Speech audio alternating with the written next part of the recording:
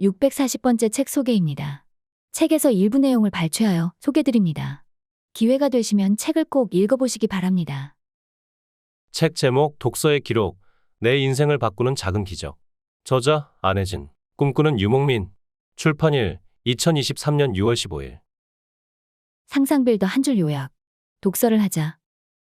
저자 소개. 저자 안혜진 독서 컨설턴트.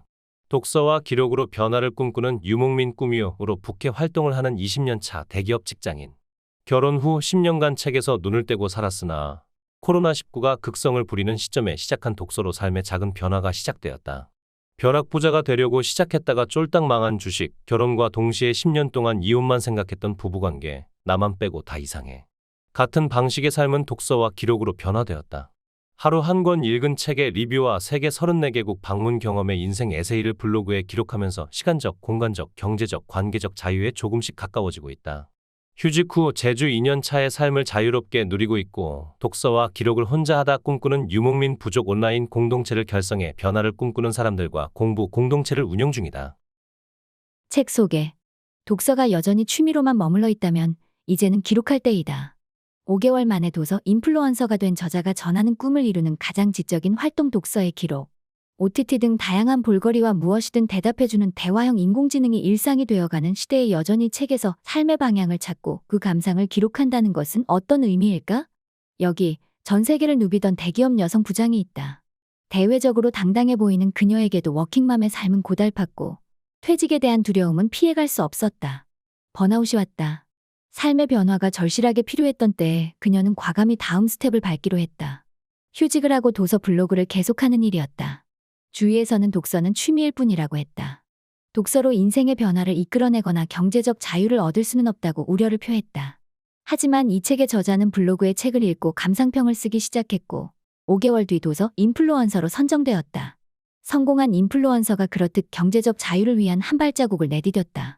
읽기와 쓰기가 루틴이 되자 삶의 크고 작은 긍정적인 변화도 뒤따랐다. 블로그에서 꿈꾸는 유목민으로 활동하는 그녀는 현재 영향력 있는 도서 리뷰어 중 한 명으로 주목받고 있다.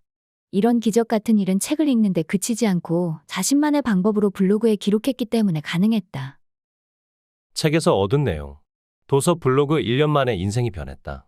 워킹맘이 어떻게 책을 하루에 한 권 읽고 매일 블로그 포스팅을 할 수 있는지 궁금해요. 블로그 수익화는 어느 정도 되고 어떤 방법으로 시도했나요? 도서 리뷰를 쉽게 작성하는 방법이 있나요? 블로그 초보라 어떤 부분을 신경 써야 할지 모르겠어요. 도서 인플루언서의 조건은 무엇인가요? 도서 블로그를 시작한 후 나의 블로그에 방문하는 블로그 이웃들의 질문이다. 이런 질문은 블로그를 시작하기 전에 내가 궁금해하는 부분이기도 했다. 꾸준히 하루 한 권 책을 읽고 블로그에 도서 리뷰를 남기는 원동력은 무엇일까? 나는 도서 블로그를 어떻게 시작하게 되었을까? 블로그로 수익화가 시작된 시점은 언제부터였을까?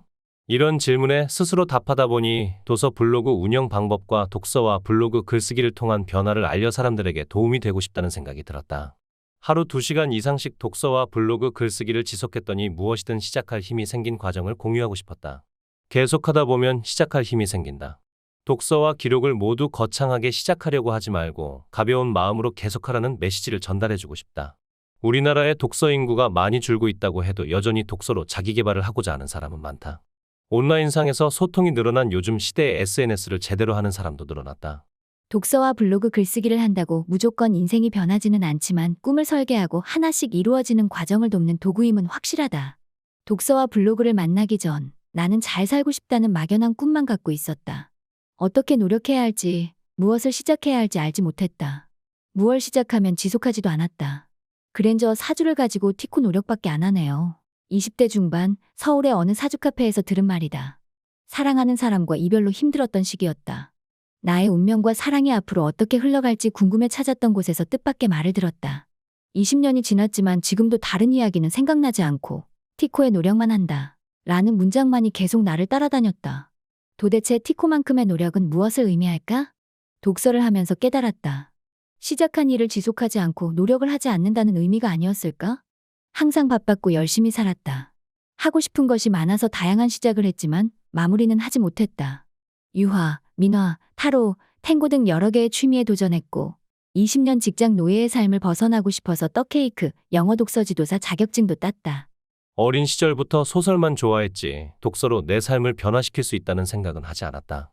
독서로 삶이 변할 수 있다는 말을 많이 들었지만 나와는 관련 없는 일이라고 생각했다. 더욱이 글쓰기는 즐거움이 아니라 고행이라 여겼다. 하지만 간절한 마음을 알아채고 진가를 드러낸 책들은 인생이 변하는 길로 안내해 주었다. 변화를 절실히 원했기 때문일까? 나에게 필요한 책은 알아서 나타났고 나는 그 기회를 붙잡았다. 과도한 출장 업무로 인한 번아웃, 어린아이를 두고 장기 출장을 다녔다는 죄책감, 앞으로 얼마 남지 않은 은퇴, 모아둔 재산이 없는 우울한 노후를 걱정만 했다. 더욱이 온 지구촌을 덮쳐와 공포에 질리게 만든 코로나19는 미래에 대한 불확실성을 더욱더 커지게 만들었다. 알 수 없는 미래의 불안한 나날을 보내던 어느 날 변화를 하고 싶은 마음이 조금씩 찾아왔다. 아마도 갑작스럽게 시동이 걸렸다면 금세 지쳐서 그만뒀을지도 모른다. 우연히 참석한 3시간의 책쓰기 강의는 작은 터닝포인트이자 내 삶을 변화시키는 나비효과를 일으켰다. 그 후로 독서는 가장 큰 변화의 불씨를 제공했고 블로그 글쓰기가 불을 붙여주었다. 2년 반 동안 약 850권 이상의 책을 읽었고 800권 이상의 도서 리뷰가 쌓였다. 작은 성공들이 모여서 다양한 변화가 일어났다. 2년 반 동안 독서와 기록만 한 것은 아니었다. 독서를 하면서 지금까지의 내 삶을 점검하고 꿈지도를 그린 후 꿈의 키를 정기적으로 재는 시간을 갖기도 했다. 상담도 몇 차례 받았고 글쓰기 수업도 들으면서 내외적으로 성장했다. 하지만 변화와 성장의 중심에는 독서의 기록이 있었다. 외적으로는 온라인상의 네이버 도서 인플루언서라는 명함이 생겼다. 도서 블로그를 시작한 지 5개월 만에 인플루언서가 된 건 작은 성공들이 이루어낸 조금은 큰 성과였다. 네이버 블로그 포스팅 원고 의뢰를 받기도 하고 도서 리뷰 의뢰도 잦다. 인생이 변하는 도서 블로그라는 주제로 강의 의뢰를 받아 2년간의 독서와 블로그 글쓰기 여정을 공유하기도 했다. 내적으로는 삶을 전체적으로 살펴볼 수 있는 계기가 되었다. 삐걱대던 남편과의 결혼 생활은 독서, 글쓰기, 블로그를 통해 나를 되돌아볼 힘이 생기면서 회복되었다. 지금 여기라는 중요한 가치를 깨달은 건 독서를 하면서 얻은 제일 큰 소득이다. 그 여정으로 현재 휴직 후 제주에서 아들과 최인철 작가가 아주 보통의 행복에서 말한 행복 천재 이웃들과 아주 즐겁게 지내고 있다. 독서하고 기록하려고 할 때 어디에 어떻게 기록할지부터 막막했다. 그럴 때 한 발짝 앞선 사람이 나를 이끌었더라면 많이 돌아가지 않고 금방 시작할 수 있지 않았을까 생각했다. 이제는 독자들에게 내가 그런 사람이 되려 한다. 독서에 조금이라도 가까이 다가가고 글쓰기와 블로그가 일상이 되어 작은 성공을 쌓을 수 있는 길잡이가 되면 좋겠다. 독서를 시작한 이유 중 하나는 변하고자 하는 절실함 때문이었다. 독서로 얻은 가장 값진 결과는 불안과 두려움에 대한 문제를 내 안에서 찾는 방법을 배우고 있다는 것이다. 이제 더 이상 마음의 불편함과 분노를 다른 사람 때문이라고 핑계대지 않게 되었다. 내 마음에서 일어나는 감정을 한 발짝 떨어져서 객관적으로 바라보는 연습이 가능해졌다. 두려움의 감정들은 지금까지 내가 살아오면서 쌓인 스토리텔링의 결과이지 실체가 아니라는 것도 깨달았다. 나 빼고 주변 사람들이 다 이상하다는 생각이 든다면 한번 뒤집어 내가 이상한 것이 아닐까? 라고 생각해보는 것도 좋다. 그런 마음이 들기 시작하면 변화할 준비가 된 것이다. 변화는 변화하고자 하는 절실한 마음에서 시작되고 변화할 준비가 된 사람에게는 마치 운명처럼 필요한 책들이 찾아온다. 일주일 5권의 독서, 나의 발전을 위한 하루 2시간이라는 구체적인 작은 목표가 생활의 뿌리를 조금씩 흔들어 놓기 시작했다. 독서하고 나를 변화시킬 시간이 없다는 것은 핑계였다. 목표를 세우니 시간은 만들어졌다. 그 시간들은 즐거운 놀이 같았다. 도서, 리뷰 쉽게 쓰는 법. 계속 쓰면서 글 근육을 강화한다. 책을 읽고 기록을 남기는 일은 연습이 필요하다. 처음에는 책을 펴고 커서만 깜빡이는 노트북을 바라보는 시간이 길더라도 이겨내고 한 줄을 시작해야 한다. 글을 쓰다 보면 잘 써지는 날도 있고 그렇지 않은 날도 있다. 독자들에게 전달하고자 하는 내용이 잘 생각나는 날에는 한 줄이라도 더 쓰도록 노력하면 된다. 그렇지 않은 날은 필사한 문구를 쓰고 느낀 점 한 줄만 써도 된다. 기록과 리뷰를 습관화해서 자연스럽게 터득한 도서 리뷰 쉽게 쓰는 방법은 다음과 같다. 첫째, 읽은 책 전부를 리뷰하려고 하지 말고 자신 있는 책을 선정해서 작성한다. 도서 블로그에 관심이 많은 블로그 이웃들은 책 리뷰를 작성하는 데 걸리는 시간을 궁금해한다. 나는 독서를 시작한 후 3개월 후에 블로그에 책 리뷰를 본격적으로 남기기 시작했다. 처음에는 일주일에 2~3개의 포스팅이 목표였다. 책을 읽고 블로그에 리뷰를 남긴다는 것이 여간 어렵고 힘든 일이 아니었다. 처음에는 한 권을 전부 읽고 리뷰 올리기에 급급했다. 하지만 계속하다 보니 포스팅 하나에 3시간이 걸려도 도서 리뷰 기록이 쌓였다. 처음에는 읽고 좋았던 책들만 썼는데 내공이 쌓이니 이제는 읽은 책 대부분을 리뷰할 수 있는 근육이 생기고 작성 시간도 1시간 이내로 줄었다. 그러니 처음부터 욕심을 내지 말고 할 이야기가 많은 책부터 리뷰에 도전하자. 둘째, 책의 내용을 모두 요약하려고 시도하지 않는다. 내가 처음에 범했던 오류가 책의 모든 내용을 블로그 포스팅에 다 담으려고 했다는 것이다. 필사한 부분을 모두 적고 인덱스를 붙여놓은 페이지를 꼼꼼히 살펴 나의 말로 바꾸는 작업을 책의 처음부터 끝까지 하려고 노력했다. 리뷰 남기는 일이 어렵다고 이야기하는 사람 대부분의 고민은 독서를 할 때 기억하고 싶은 문장이 많고 이를 전부 기록하고 싶기 때문이다. 그러면 시간만 오래 걸리고 정작 작가가 담고 싶은 이야기를 요약하지 못하거나 내가 읽어도 무슨 말인지 이해할 수 없다. 너무 많은 것을 담으려고 했기 때문이다. 이를 깨달으면서 리뷰를 쓰기 시작할 때 인덱스를 붙여놓은 부분을 다시 읽고 독서 기록으로 꼭 남기고 싶은 부분만 쓴다. 내가 이해한 부분을 기록으로 남겨야 책에서 얻은 메시지를 오래 기억할 수 있다. 요약하면 욕심을 버리고 핵심을 파악하는 능력을 기르면 리뷰는 절로 할 수 있다. 셋째, 도서 리뷰를 쉽게 하는 법 중 하나는 질문을 소제목으로 만드는 것이다. 책을 읽은 후 도서 리뷰를 할 때 어떤 내용을 쓸까 고민이 든다면 질문을 서너 개 정도 뽑아 소제목으로 만들면 리뷰 시간을 대폭 줄일 수 있다. 책을 읽으면서 어떤 소제목을 리뷰에 쓸지를 먼저 생각하고 메모한다. 블로그에 기록하기 전 질문에 어떤 대답을 적을지 생각하고 전체적인 내용의 흐름에 따라 스토리텔링을 하는 방법으로 리뷰 한 편을 완성한다. 순서는 상관없다. 책의 뒷부분에 나온 부분이지만 강조하고 싶으면 가장 앞에 두 갈씩으로 작성해도 된다. 책을 읽으면서 기록할 내용의 키워드를 뽑아 카드뉴스로 제작할 부분을 메모해두면 리뷰를 쓸 때 책을 처음부터 다시 펼쳐보지 않아도 된다. 카드뉴스를 만들면서 키워드로 뽑은 부분만 다시 읽고 질문과 키워드가 섞인 몇 개의 소제목으로 한 편의 도서 리뷰가 완성된다. 소제목을 뽑는 과정은 내용을 다시 한번 정리하는 과정이기도 하기에 리뷰 쓰기에도 큰 도움이 된다. 넷째, 책의 날개와 프롤로그를 활용하는 방법이다. 독서 시작 전 책의 날개에 요약된 저자 소개와 이력을 이해하면 책의 주제를 알고 독서의 방향을 잡을 수 있다. 책의 날개나 띠지 같은 경우 키워드를 함축적으로 담고 있으니 소제목으로 활용하면 한 단락의 글을 쉽게 완성할 수 있다. 프롤로그에는 작가가 책에서 이야기하고 싶은 내용이 요약되어 있고 책을 출간한 목적이 설명되어 있다.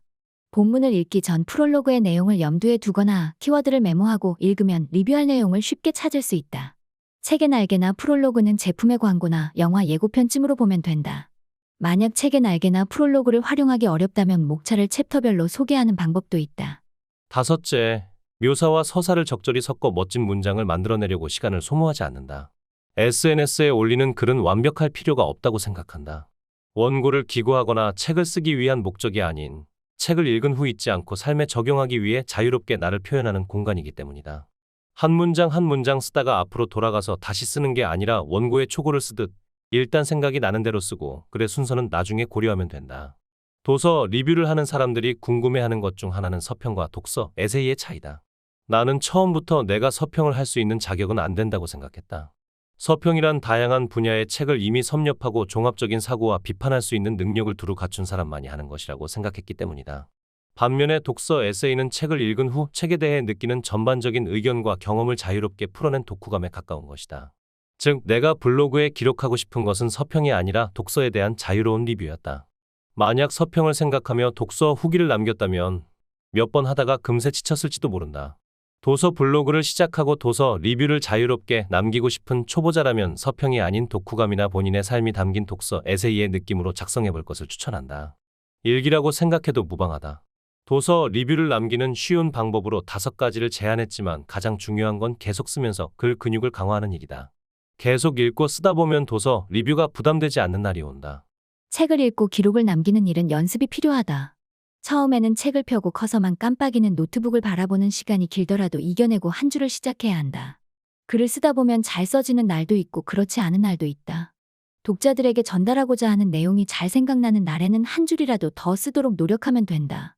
그렇지 않은 날은 필사한 문구를 쓰고 느낀 점 한 줄만 써도 된다. 기록과 리뷰를 습관화해서 자연스럽게 터득한 도서 리뷰 쉽게 쓰는 방법은 다음과 같다. 첫째, 읽은 책 전부를 리뷰하려고 하지 말고 자신 있는 책을 선정해서 작성한다. 둘째, 책의 내용을 모두 요약하려고 시도하지 않는다. 셋째, 도서 리뷰를 쉽게 하는 법 중 하나는 질문을 소제목으로 만드는 것이다. 넷째, 책의 날개와 프롤로그를 활용하는 방법이다. 다섯째, 묘사와 서사를 적절히 섞어 멋진 문장을 만들어내려고 시간을 소모하지 않는다. 쓰면 이루어진다는 말은 한 번 쓰기만 하면 이루어진다는 의미가 아니다. 계속 쓰면서 뇌에 새기면 애쓰지 않아도 원하는 방향으로 인생이 흘러가게 된다는 의미가 아닐까? 이렇듯 내 도서 블로그는 원하는 모습을 그리고 하나씩 행동하며 이루는 과정을 나타내는 공간이 되었다. 도서 블로그를 운영한 지 1년 만에 독서, 기록, 확언했던 과정이 쌓여 조금씩 인생이 변하기 시작했다. 한 권의 책을 완독하고 도서 리뷰 한 편을 작성한다는 건 하나의 작은 성공을 의미한다. 나는 2년 반 동안 블로그 글쓰기를 매일 지속하고 있다. 작은 성공이 쌓이자 끈기가 없어 지속하지 못한다는 스스로에 대한 부정적인 정의를 지울 수 있었다. 한때 나만 빼고 다 이상해. 라고 생각한 시선이 달라진 건 독서를 시작한 후 얻은 가장 중요한 결실이자 변화였다. 모든 괴로움과 즐거움은 결국 내 마음 안에서 일어나고 있었다. 독서하고 내 이야기가 담긴 도서 리뷰를 블로그에 쓰면서 자연스레 마음 공부하는 시간을 가질 수 있었다. 마음을 들여다보는 글쓰기 수업을 들었고 심리상담센터에서 몇 차례 상담도 받았다. 마음을 챙기기 시작하면서 독서와 글쓰기를 지속할 힘을 얻는 일상의 선순환이 계속되었다. 독서로 얻고 싶었던 건 독서 근육, 글 근육, 생각 근육 이외에도 마음 근육이었다. 마음속에서 일어나는 문제를 외부의 문제로 바라보지 않고 내부에서 바라보며 내 생각과 나를 변화시키는 것이 세상을 바꿀 수 있는 일이라는 걸 알게 되었다. 김주환 교수는 내면 소통에서 평화롭고 잔잔한 마음 상태를 유지하면 스스로 하고자 하는 일에 더 집중하고 꾸준히 할 수 있는 힘을 얻게 된다고 했다. 평화로운 마음 상태를 유지하는 일, 하고자 하는 일을 꾸준히 할 수 있는 힘을 얻게 된 건 독서와 기록으로 가능해졌다. 많은 사람이 독서를 하는 행위만으로 변화를 바란다. 하지만 그건 걸음마에 불과하다. 가장 중요한 건 독서 후 실행이다. 실행하는 힘은 기록으로부터 시작한다. 효자 포스팅 만드는 법. 이렇게 정성껏 작성된 효자 포스팅 몇 개가 상위 노출되면 방문자 수는 당연히 늘어난다. 포스팅하는 모든 글에 에너지를 쏟을 수 있다면 좋겠지만 블로그는 장거리 달리기와 같다. 나의 성장과 함께 오래 갈 수 있어야 한다. 즉 모든 포스팅을 효자 포스팅처럼 작성할 필요는 없다. 상위 노출될 수 있는 글을 꾸준히 올리면 사람들이 검색하는 글도 처음에는 1개에서 10개, 10개에서 100개로 계속 늘어난다. 압도적인 양이 필요한 이유는 작성한 블로그 글이 쌓이는 만큼 조회될 글도 늘어나기 때문이다. 변화의 맛. 도서 블로그 1년 만에 인생이 달라지기 시작했다. 한때 나만 빼고 다 이상해. 라고 생각한 시선이 달라진 건 독서를 시작한 후 얻은 가장 중요한 결실이자 변화였다. 모든 괴로움과 즐거움은 결국 내 마음 안에서 일어나고 있었다. 독서하고 내 이야기가 담긴 도서 리뷰를 블로그에 쓰면서 자연스레 마음 공부하는 시간을 가질 수 있었다. 마음을 들여다보는 글쓰기 수업을 들었고 심리상담센터에서 몇 차례 상담도 받았다. 마음을 챙기기 시작하면서 독서와 글쓰기를 지속할 힘을 얻는 일상의 선순환이 계속되었다. 독서로 얻고 싶었던 건 독서 근육, 글 근육, 생각 근육 이외에도 마음 근육이었다. 마음속에서 일어나는 문제를 외부의 문제로 바라보지 않고 내부에서 바라보며 내 생각과 나를 변화시키는 것이 세상을 바꿀 수 있는 일이라는 걸 알게 되었다. 김주환 교수는 내면 소통에서 평화롭고 잔잔한 마음 상태를 유지하면 스스로 하고자 하는 일에 더 집중하고 꾸준히 할 수 있는 힘을 얻게 된다고 했다. 평화로운 마음 상태를 유지하는 일, 하고자 하는 일을 꾸준히 할 수 있는 힘을 얻게 된 건 독서와 기록으로 가능해졌다. 독서와 기록으로 지금 여기서 내가 행복한 이유. 2022년 2월 제주에 오기 전 존경하는 최창목 교수님이 작고하셨다는 소식을 들었다. 얼마 전까지 페이스북에 피드를 올리면 좋아요를 눌러주시던 교수님이셨다. 혈액암이 재발했으나 연명치료를 하지 않고 마지막까지 학생들의 리포트를 살펴보다가 돌아가셨다고 했다. 혈액암 투병을 하시는지도 몰랐기에 지금도 마음이 울컥하며 눈물이 맺힌다. 교수님의 장례식에 다녀와서 이어령 작가의 마지막 수업과 김범석 작가의 어떤 죽음이 삶에게 말했다를 읽었다. 두 책의 메시지는 메멘토 모리, 즉 죽음을 기억하라는 것이었다. 죽음을 기억하고 하루하루 살면 삶을 생각하게 된다는 그 말이 계속해서 생각났다. 나에게 딱 하루만 주어진다면, 나에게 한 달만 주어진다면, 1년만 주어진다면 과 같은 마음으로 살아야겠다고 생각했다. 죽음을 생각하는 것은 삶을 생각하는 것. 오늘 하루도 헛되이 보내지 않고 지금 여기에서 행복한 마음으로 아름다운 풍경을 보며 사랑하는 사람에게 사랑한다 말하면서 하루를 보내겠다고 생각하며 제주에 왔다. 제주에는 독서하고 글을 쓰고 책을 출간하는 이웃들이 가까이 있다. 일부러 그런 주변인을 찾아서 제주에 온 게 아니었는데 독서와 기록으로 내 삶이 변화되자 끌어당김의 법칙이 작용했다.